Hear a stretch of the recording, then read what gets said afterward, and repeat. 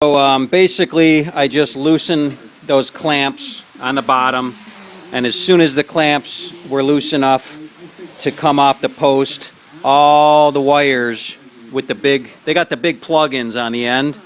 That's why you can't pull the wires out until you get it off the post, because there's just not enough room in there for the plug-ins to go through. So there's a good shot of it. You know, just set the bars off to the side. They're fine there. I got the shroud over there so I can plug everything back in. So that's basically what it looks like with the everything unplugged. And there's the T-post right there.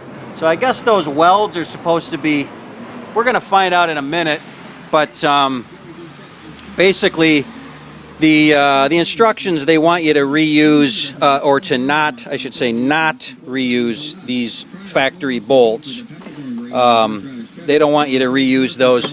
They give you 8 new ones here with Loctite. So we are going to put the new ones in, and we're going to see if we really need these or not in place of these. Obviously, these don't have a bevel on them, and these do have a bevel.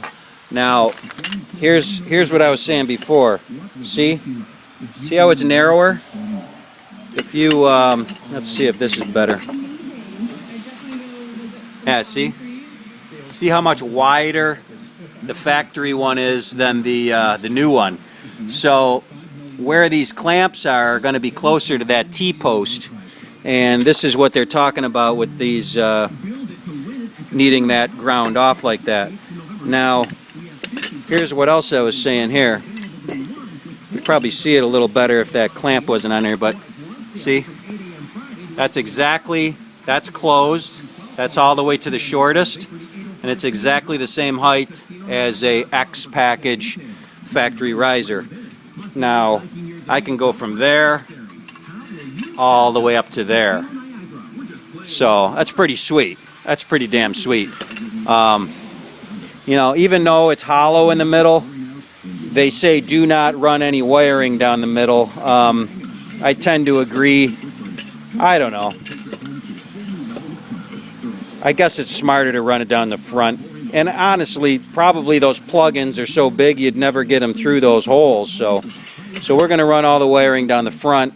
It's probably not going to look as nice, but I guess you zip tie everything together so they all go down the front. And you're going to have some slack in them, so when you raise it up, you know, they're not going to get too tight. And when you lower it down, you're going to have some slack. So it's not going to maybe look as great when it's lowered down. But that's just me being me. So there's a good comparison right there. And we're going to continue on. Very quick. This is a quick job, going very fast. I'm just doing this after work here, so it's not taking long at all. Then I can get into the wiring and wiring of the LED signature lights. And then I can get into my GPS wiring and all that. I'm not so sure I'm going to wire everything the same as Skidoo tells you to. I'm kind of thinking I want the LED lights to have a switch to where I can put them on trail side at night so we can be seen by oncoming traffic without having to start the sled. I think that'd be pretty cool. Okay.